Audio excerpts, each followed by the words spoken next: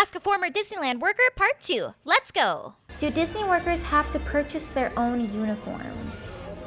Or are they provided? Not talking about mascots. No, you did not have to purchase your own uniforms. There was actually a costuming department and it was huge. I think people could check out about like 2 costumes at a time because most of the people just worked in the same area anyway. And then they would just either wash them at home or you could just dump them. There were dirty laundry bins all over the backstage area where you could dump your used costumes if you wanted to like change at the end of the day. And then either tomorrow, like 20 minutes before your shift started, unpaid, you can go to costuming and get a new costume. The one thing that you did have to pay for were your socks or pantyhose. And I know I joked about it in my manager video, but some leads who are a little too power hungry actually came down on you if you were not wearing all black socks. No, seriously, like if your socks actually had like a swoosh on them or a white lining, they would either make you go to like the vending machines backstage where you could buy a new pair of black tube socks for like $3, I think.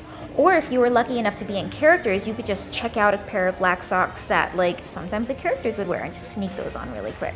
Are there any scary/horror stories that staff share? Are there any ones you've experienced? Oh my gosh, yes. Okay, so in Mickey Mouse's house, specifically in the Fantasia room, there is supposedly a child who died in Toontown a long time ago by the name of Timmy. I don't know if that's his actual name, but everybody just called him Timmy.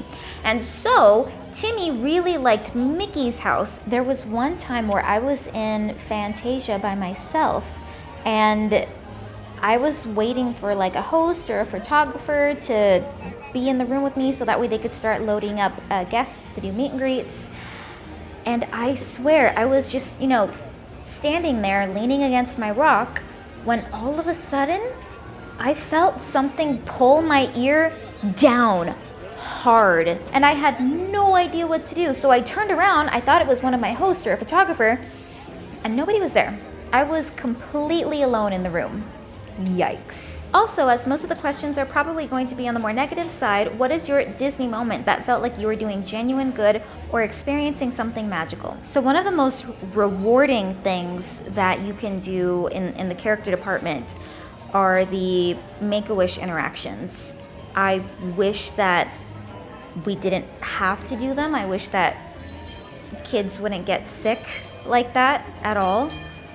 But when it does happen, I feel really, really grateful that I got to help make some of those interactions really sweet.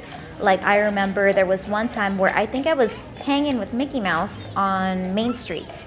And at the end of my set, it's 30 minutes already in the sun, and the lead came over and they said like, oh, do you have time to do a quick Make-A-Wish? And Make-A-Wish, you make time. Yes, you're hot and tired and you need to go get water. But when there's a Make-A-Wish kid, it's like, nope, you stay dressed, let's go. And they take you to this special room. It's got like a couch, a coffee table, other seats, and like a TV that has all of the Disney movies. And then the kid can watch whatever movie they like. But I do remember, this kid was probably not even 6. He was so young. And he didn't have any idea what was going on. All he heard was, I'm gonna meet Mickey Mouse? Cool. And so when we came in, he's just chilling at the coffee table, coloring. So we go over, we give him hugs, and we just crouch down and we color with him.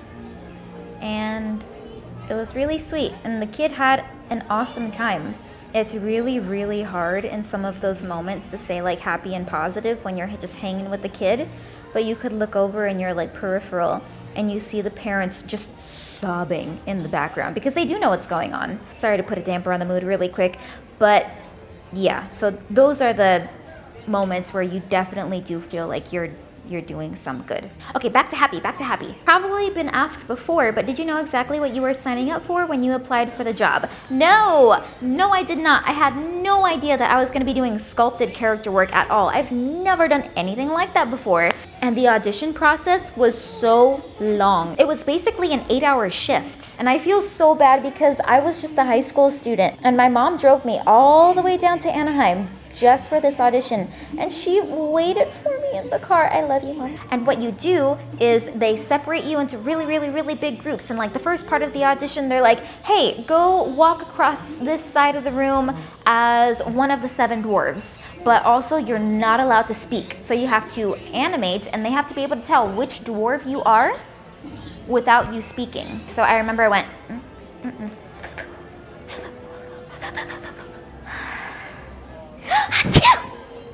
and that was how I did sneezing. And then you just kind of like repeat that process over and over. But it is a long, long day. Most of it is spent waiting.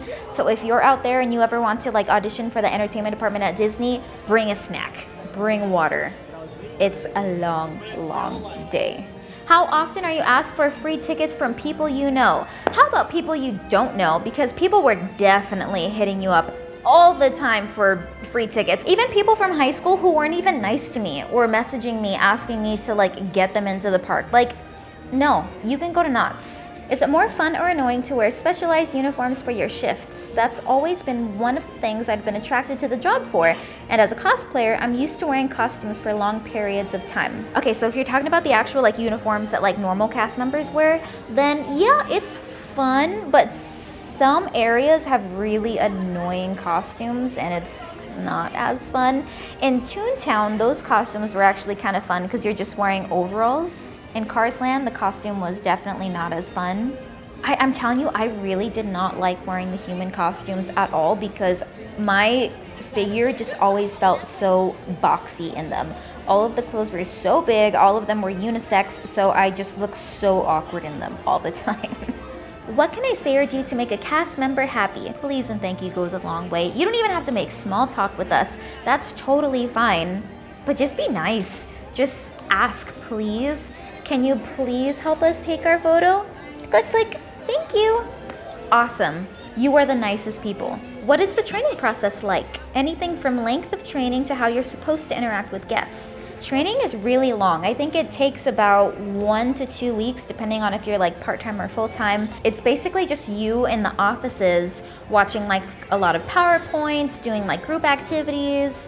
One of the days they teach you about Disneyland history. One of the days they teach you about California Adventure history. One of them is just like Walt history. It's a little brainwashy. Something about the training there really makes you care about the company. Even though some people like myself were not Disney people, and it works really, really well. When you leave Disney and you go off to apply elsewhere, employers love hiring former Disney people because they know how strict the training is, they know the standards that Disney expects. So that was honestly one really positive thing from working at Disney. It was pretty easy finding a job after. How quickly do the Disney fans testing the online myths and secret code phrases get old?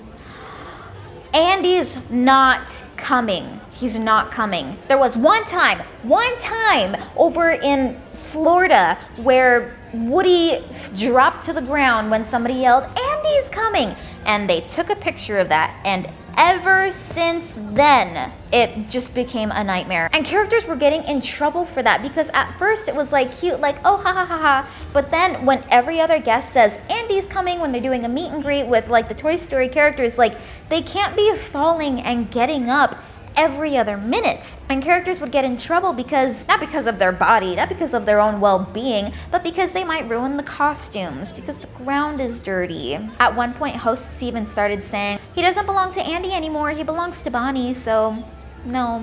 Are there any days that are better to work than other days? Like, are weekdays better than weekends? Yes, weekdays are so much better than weekends. And fun fact for those of you who want to visit the parks, the best day of the week is probably Tuesday, Wednesday, Thursday, and the best time of the year to go is mid-January to end of February, because that's when everybody already's gone home, they spent all of their money on Christmas, and it is the most dead you will ever see the parks. I'm not saying it's going to be completely empty, but it is going to be the most empty. Do they actually put scents in the air? Absolutely, yes. Especially during Christmas time, you're going to smell like vanilla and cinnamon. You will also be smelling popcorn. You will also be smelling churros. They are not that fragrant on their own. Those are pumped scents and they work. Would there be any rides or attractions that workers would be assigned to as punishment? I don't know about punishment, but I know that people didn't love working outside in Toontown very much. That place just reflects sun like nobody's business. Oh, that's the dishwasher. Thanks for all the questions. If I missed anything, let me know in the comments. I also want to take a minute to let you guys know that there is currently a class action lawsuit against the Disney parks because they do not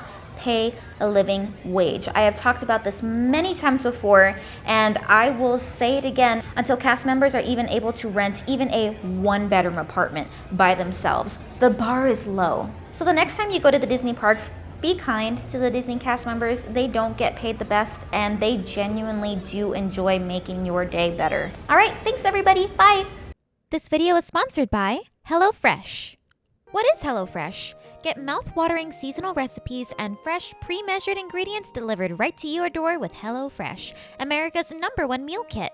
HelloFresh makes cooking at home fun, easy, and affordable. Pre-portioned ingredients means there's less prep for you and less wasted food. HelloFresh offers so many recipes to choose from each week to help you break out of your recipe rut. Okay, so the average trip to the grocery store takes about 41 minutes. With HelloFresh, you can skip those trips and get everything you need to make chef-curated meals delivered to your door. HelloFresh cuts out stressful meal planning and prepping so you can enjoy cooking and get dinner on the table in just about 30 minutes, or even 20 minutes with their quick and easy options.